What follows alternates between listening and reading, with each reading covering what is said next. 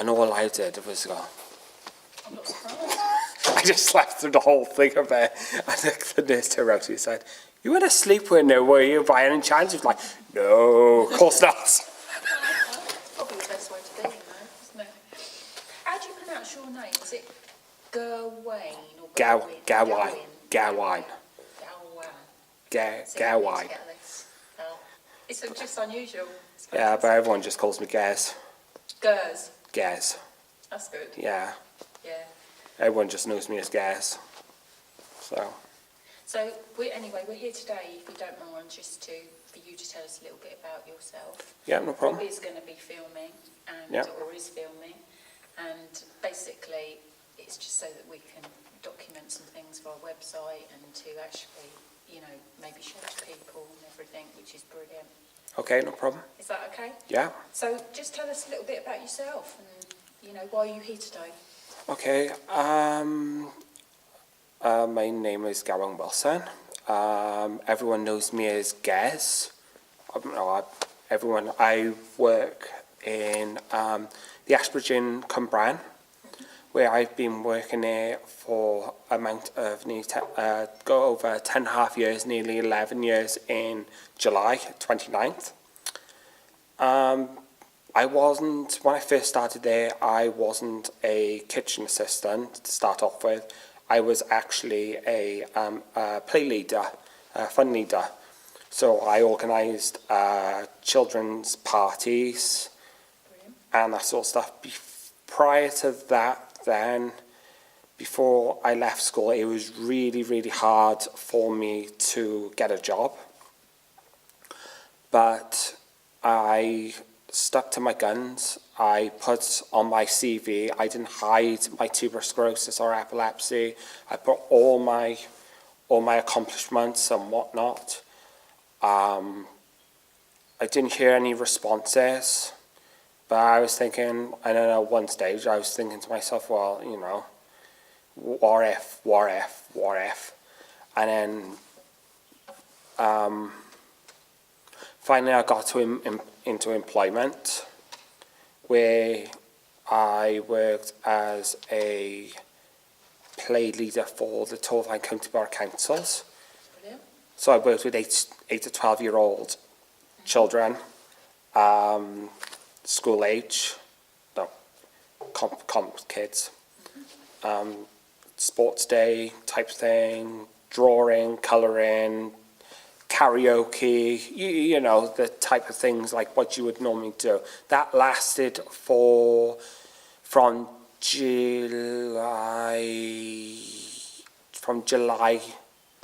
if I remember correctly, it was July 19th or something like that. This is going back 12 years ago. Did you enjoy it? Oh, absolutely fantastic. If anything, right, I would actually entice people to say, right, if you want to work with children, have a go at applying for this job. It's okay, I know it's only 6 weeks work, but at least if you do that, you've got something to put into your reference, or basically to put into your CV. So then when you go for a job, if you want to go for a job as a childcare assistant, which I'm doing, what I want to do is, because after being diagnosed with tuberous sclerosis and epilepsy, from 1990 to 2003, I had a full-time, I wouldn't say carer as such, but a learning support assistant, which helped me with my one-to-one help. I had a lovely lady called Helen Curtis, who was originally Open Muller, but she got married. She helped me from when I was in year 1 to year 4. Then she went away because she had her first child, and then Linda Evans took over to help me from year 4 to year 6. Then in year 6, I wanted to explore to see what my options was, like what comp I wanted to go to. Originally, Mum wanted me to go to Crossy Killiog. So, and I actually went for a visit there. I thought, oh great, I'm going to go to Crossy, yay, that sort of stuff. And they turned around to me and said, we can't take Gerwain here. Mum just turned around and said, why not? He said, their excuse was too many stairs. Too many stairs. He was like, okay. A couple of days later, I have a phone call from Fairwater High School, which was Fairwater Comp at the time.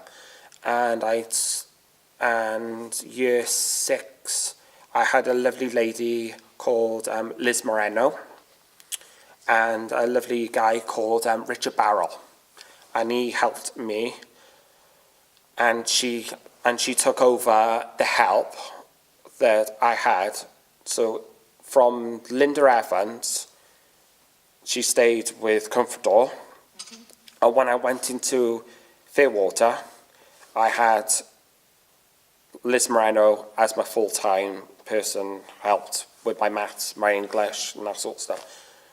When I basically look back at myself, for the amount of things I've actually accomplished, back in 1996, September 96, I wouldn't have thought.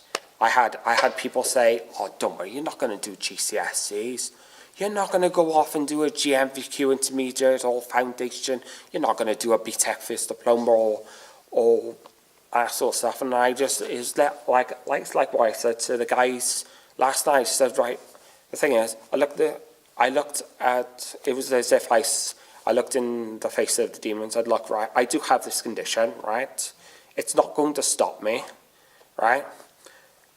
I am going to accomplish all these what I want to do, right? If it takes me the high and hell water to go get a job as a teaching assistant, because I went into college then, and I actually built up the confidence in 2011 to redo my maths and my English, because after I did my GCSEs, ended GCSEs in 2001. 2002, I did my health and social care intermediate. And in 2003, I did my BTEC first diploma. I was nagged by someone close to me, say, "Come on, guys, you got to redo your English and your maths and English." And I was thinking, and you just think, I can't bother to do that.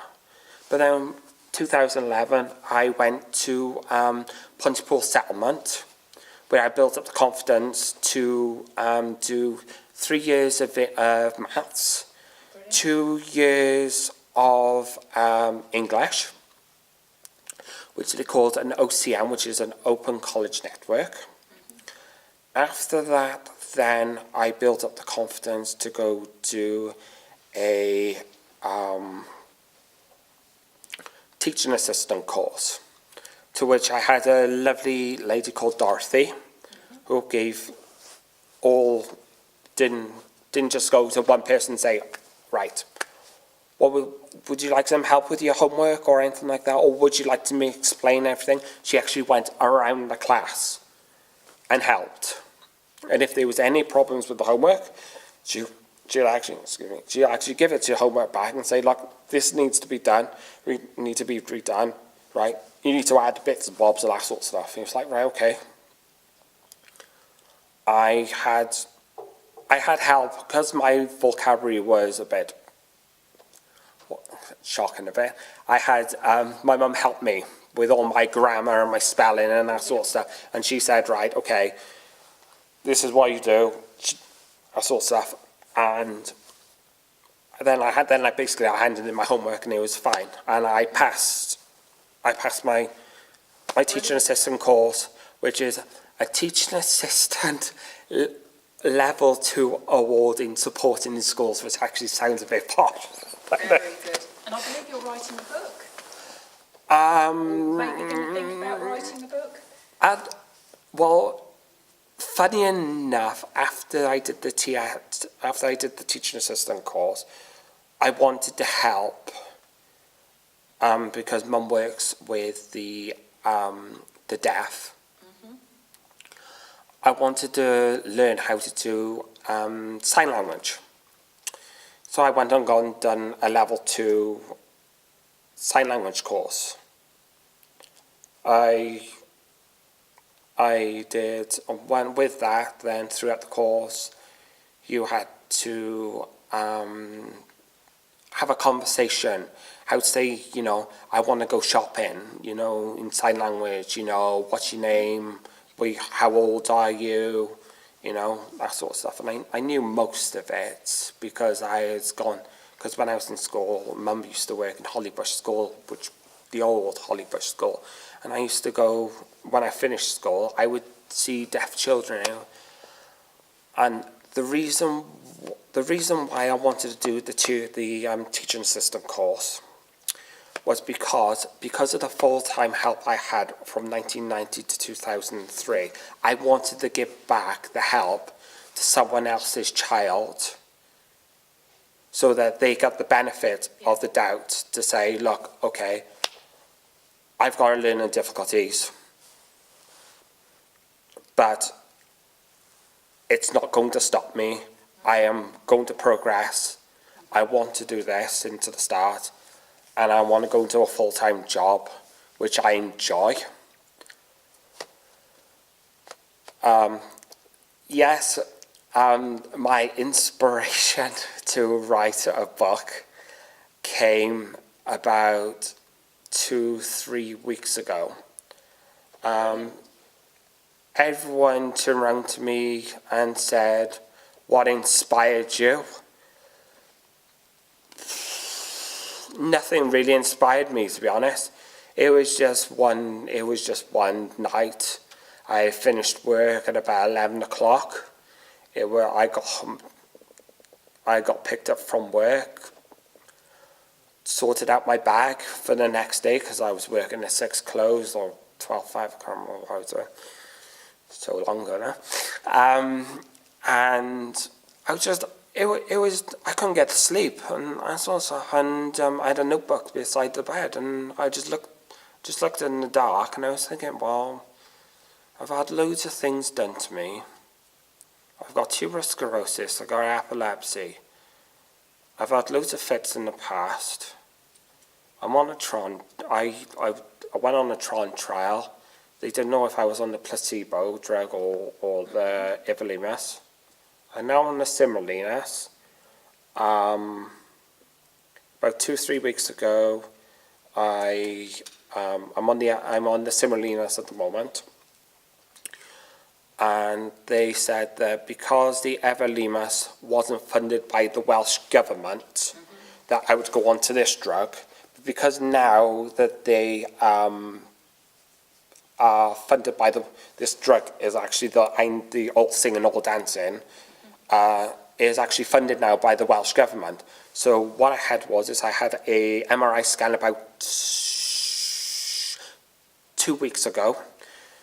I will have my results in the next week or 2 weeks prior now, and they're going to check if there's any out of my AMLs that I've actually got, because they're all over the scale, because numerous amounts of scans have said that they're like, the first scan I had was like 5 centimetres by 3 centimetres, and then the other one said about 4 centimetres by thing, and then the other one said about 3 centimetres by 2, and then it was going up, and then it was going down, and then it was going this way and that way, and then we just all sat down together and said, right, it needs to be sorted right now.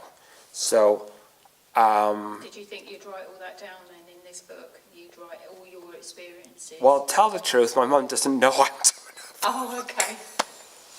But you've started in your mind, or started to write notes? Chances, what I was doing is I was just sat in bed that night, and I thought, well, I could write a book. So what I did was about a few months earlier, there was a sale down in Tuberous, and it was like a big notepad. And that sort of stuff. So I started jotting down like what my acknowledgements was, what chapter 1, chapter 1, when you're like, 2 months old or something like that. I only know only snippets of like what mum's actually told me, like, you know, that I was like 9 pounds 6 ounces, you know, my mum, dad, you know, that sort of stuff. And, you know, I lived in Deerbrook, and then I went into, after Deerbrook and that sort of stuff. And then I lived in Beach Close. And then after Beach Close, there was a bit of an incident when I was little. You know, there was like, my brother was little and that sort of stuff, and I decided to gallivant in through a little hole through the thing, and my mum decided to come out and was like, oh my God, where's he gone? And all of a sudden she looks out and I'm just there peering over across the river going, oh look. And it's only from 1990 all the way to 2003, well, past that I actually remember. Because what's really, really, what to this day, which I'm actually quite chuffed about, is my 2-year-old brother now. He's 2 years younger than me. And 1990, it was an ordinary day. It was. Mum was doing our lunch boxes. Me and Rods were in the, it was just a normal day. We were just sitting in the living room and that sort of stuff. And all of a sudden I started fitting. And Rod at the time he was only about 3 at the time. And all of a sudden he was along the lines of, Mummy, come quick, Gez is having a seizure. And all of a sudden, it's a 2-year-old, 3-year-old telling his mum that his older brother is actually fitted on the thing.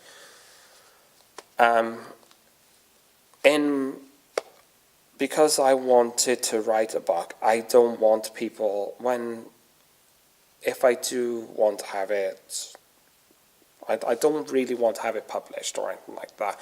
But what I want to do is once I finished it, I want to email it to Annie. I don't want her to publish it or anything like that, like some people would want to do, and say, I'm not looking to be. I'm not a guy that's thinking, I want to be famous like Lord Sugar and that sort of stuff, sort of thing. It's just all I want to do, right, is to write a book. For people to say, look, this is what happened. This is what's happened to me. I don't want people to say, oh, give me oh, look at me, poor him, poor Dab, that sort of stuff, because I don't want people to say that.